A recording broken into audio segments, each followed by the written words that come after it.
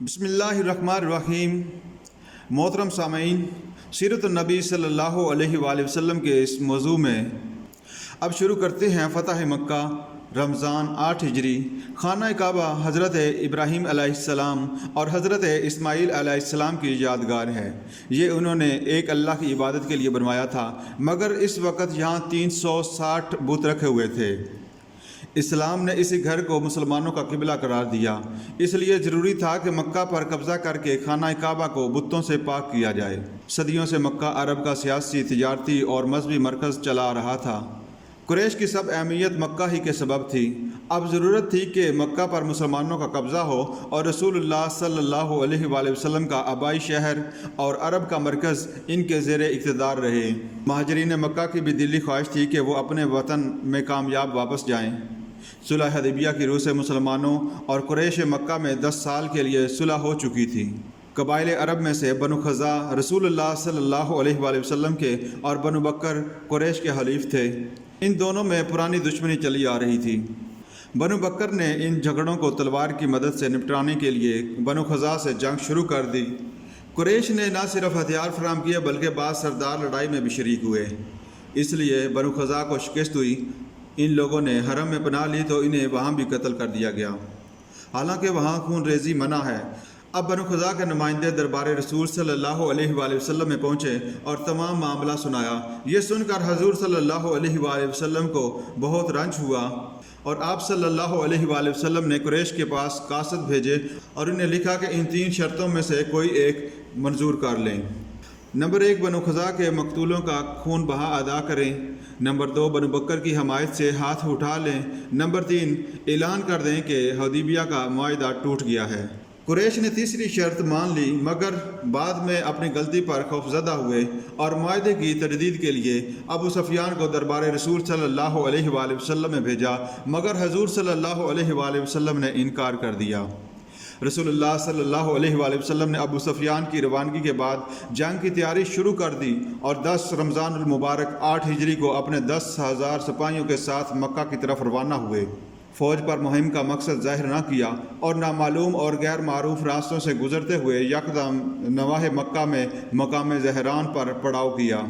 قریش کو رات کے وقت اسلامی فوج کے پڑاؤ کے چولہوں کی روشنی سے پتہ چلا کہ مخالف لشکر ان پر چڑھ آیا ہے۔ اس پر ابو سفیان اور کچھ دوسرے لوگ تحقیق کے لیے باہر نکلے۔ ابو سفیان اسلامی لشکر کے آس پاس گھوم رہا تھا کہ حضرت عباس رضی اللہ تعالی عنہ کی نظر اس پر پڑ گئی اور اسے پکڑ کر حضور صلی اللہ علیہ وآلہ وسلم کی خدمت میں لے گئے۔ حضرت عمر رضی اللہ تعالی عنہ نے انہیں دیکھا تو بے قابو ہو گئے اور حضور صلی اللہ علیہ وآلہ وسلم سے اس کے قتل کی اجازت چاہی، مگر آپ صلی اللہ علیہ وآلہ وسلم نے حضرت عباس رضی اللہ تعالی عنہ کے کہنے پر اسے معاف کر دیا۔ اب حضرت عباس کے کہنے پر ابو سفیان نے اسلام قبول کر لیا۔ لشکر اسلام کو مکہ کی طرف پیش قدمی کا حکم دینے سے پہلے آپ صلی اللہ علیہ وآلہ وسلم نے قریش میں اعلان کرا دیا کہ جو شخص ہتھیار ڈال دے گا یا ابو سفیان کے گھر میں پناہ لے گا یا اپنے گھر کا دروازہ بند کر لے گا یا خانہ کعبہ میں داخل ہو جائے گا، اسے معاف کر دیا جائے گا۔ یہ عام معافی کا اعلان تھا جس کا بہت اچھا اثر پڑا۔ ویسے بھی مسلمانوں کے اتنے بڑے لشکر کو دیکھ کر خوفزدہ ہو گئے، اس لیے مسلمانوں نے بلا مقابلہ مکہ فتح کر لیا اور قریش کی مزاحمت کو ہمیشہ کے لیے ختم کر دیا۔ مکہ پہنچ کر سب سے پہلے آپ صلی اللہ علیہ وآلہ وسلم نے خانہ کعبہ کو بتوں سے پاک کیا۔ اس وقت آپ صلی اللہ علیہ وآلہ وسلم کی زبان مبارک پر یہ الفاظ تھے: حق آ گیا اور باطل نابود ہو گیا، بے شک باطل مٹ جانے والی چیز ہے۔ اس کے بعد آپ صلی اللہ علیہ وآلہ وسلم نے خطبہ فتح میں فرمایا: اللہ کے سوا اور کوئی معبود نہیں ہے اور وہ ایک ہے، اس کا کوئی شریک نہیں ہے۔ اس نے اپنا وعدہ سچا کیا اور اپنے بندے کی مدد کی اور تمام جماعتوں کو تنہا توڑ دیا۔ خبردار، ہر قسم کا مطالبہ خواہ خون کا ہو یا مال کا میرے پاؤں کے نیچے ہے، یعنی منسوخ ہے۔ البتہ بیت اللہ کی تولید اور حاجیوں کو پانی پلانے کے مناسب پہلے کی طرح ہیں۔ پھر یہ آیت تلاوت فرمائی جس کا ترجمہ: لوگو، ہم نے تمہیں مرد اور عورت سے پیدا کیا اور تمہاری قومیں اور قبیلے بنائے تاکہ ایک دوسرے کی شناخت کرو۔ بے شک اللہ تعالیٰ کے نزدیک تم میں سب سے زیادہ عزت والا وہ ہے جو زیادہ پرہیزگار ہے۔ بلا شبہ اللہ سب کچھ جاننے والا اور سب خبر رکھنے والا ہے۔ خطبے کے بعد آپ صلی اللہ علیہ وآلہ وسلم نے اہل مکہ سے فرمایا کہ تم جانتے ہو میں تم سے کیا سلوک کرنے والا ہوں۔ قریش کو اپنے مظالم کا احساس تھا، لیکن حضور صلی اللہ علیہ وآلہ وسلم کے رحم و کرم اور عفو درگزر سے بھی واقف تھے، اس لیے سب نے کہا کہ آپ شریف بھائی اور شریف زادہ ہیں، یعنی آپ صلی اللہ علیہ وآلہ وسلم ہم سے وہی سلوک کریں گے جن کی شریفوں سے توقع ہوتی ہے۔ اس پر آپ صلی اللہ علیہ وآلہ وسلم نے فرمایا میں تم سے وہی کہتا ہوں جو میرے بھائی یوسف نے کہا، آج تم پر کوئی الزام و مواخذہ نہیں۔ ارشاد فرمایا جاؤ تم سب آزاد ہو۔ آپ صلی اللہ علیہ وآلہ وسلم نے اس زمانے میں عرب کے انسانیت سوز جنگی دستور کے برعکس مفتوحین کے جان و مال اور عزت کو محفوظ رکھا اور ان سب کو معاف کر دیا۔ آپ صلی اللہ علیہ وآلہ وسلم کے اس رویے نے دنیا کو ایک نیا جنگی دستور دیا۔ آپ صلی اللہ علیہ وآلہ وسلم نے ان پر ایک احسان یہ بھی کیا کہ مہاجرین کی املاک جو قریش کے قبضہ میں تھیں انہیں کے پاس رہنے دی۔ فتح مکہ سے آپ صلی اللہ علیہ وآلہ وسلم کا اصل مقصد اہل مکہ کے دلوں کی تسخیر تھا، اس لیے آپ صلی اللہ علیہ وآلہ وسلم اہل مکہ کو تاریخ اسلام میں رسمی طور پر شریک کرنے کے لیے مقام صفا پر تشریف لے گئے اور ایک بلند جگہ پر لوگوں سے بیعت لینے کا سلسلہ شروع کیا۔ مردوں کے بعد عورتوں سے بیعت لی۔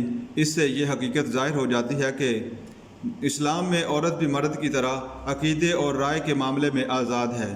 بہرحال لوگ جوک در جوک تاریخ اسلام میں شامل ہو رہے تھے، اور جو لوگ مکہ چھوڑ کر بھاگ گئے تھے آپ صلی اللہ علیہ وآلہ وسلم نے انہیں بھی امان دے دی۔